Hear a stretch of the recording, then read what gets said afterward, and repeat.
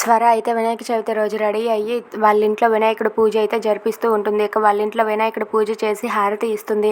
వినాయకుడికి హారతి ఇచ్చి తను కూడా హారతి తీసుకొని అక్కడికి వచ్చిన చామంతికి అయితే హారతి ఇచ్చి దేవుడికి దండం పెట్టుకుంటారు. అలా వాళ్ళిద్దరూ కూడా వినాయకుడి పూజని చేసేస్తారు. ఇక వాళ్ళు పూజ అయ్యాక చామంతి అయితే స్వరతో ఇలా అంటూ ఉంటుంది, ఏంటి స్వర, నువ్వు అభిసార్ ఇంటికి వెళ్ళడానికి సిద్ధమయ్యావు, కానీ ఎలా వెళ్తావో ఏంటో నాకైతే మాత్రం చాలా టెన్షన్గా ఉంది స్వర అని చెప్పి అంటుంది. అది విని స్వర అయితే నువ్వేం కంగారు పడకు, అభిసార్ జరుపుతున్న గణేష్ ఉత్సవాలకి నేను వస్తాను, కానీ అభిసార్ కంట పడను, ఆ ఝాన్సీకి నేను చేసిన ఛాలెంజ్ని నిరూపిస్తానని చెప్పి అంటుంది. అది విని అక్కడ ఉన్న చామంతి అయితే నాకు ఎందుకో టెన్షన్గా ఉంది, అయినా నువ్వు మల్టీ టాలెంటెడ్లే, నువ్వు అనుకున్నది సాధించగలవు అని చెప్పి చామంతి అంటుంది.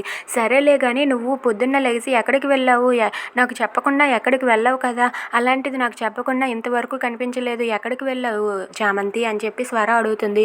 అది విని చామంతి అయితే ఇప్పుడు నేను జయకృష్ణని కలిశానంటే స్వర ఏమనుకుంటుందో ఏంటో అపార్థం చేసుకుంటుంది. ఇప్పుడు నేను జయకృష్ణ గురించి చెప్పను అని చెప్పి నేను బ్యూటీ పార్లర్కి వెళ్ళాను అని చెప్పి అంటుంది. ఏంటి బ్యూటీ పార్లర్, నీకు అస్సలు అలవాట్లేదు కదా చామంతి, నువ్వు పార్లర్కి వెళ్ళడం ఏంటి అని చెప్పి అంటుంది.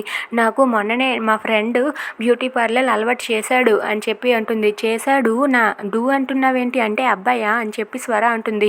అబ్బేబే అదేం లేదు, ఫ్రెండ్ చేసింది నా కొలీగ్ మౌనిక అని చెప్పి అంటుంది. హో అవునా, ఏంటో చామంతి కొంచెం తేడాగా మాట్లాడుతుంది, తన మాటల్లో నాకైతే డిఫరెన్స్ కనిపిస్తుంది అని చెప్పి స్వర తన మనసులో తాను అనుకుంటుంది. సరేలే ఏదైతే ఏం తను నాకు అబద్ధం చెప్పదు కదా అని చెప్పి స్వర అయితే అనుకుంటుంది. ఇక సరే నేను ఆఫీస్ స్టాఫ్తో వస్తాను, నువ్వు ఎలా వస్తావో అలా రా అని చెప్పి అక్కడి నుండి అయితే చామంతి వెళ్ళిపోతుంది.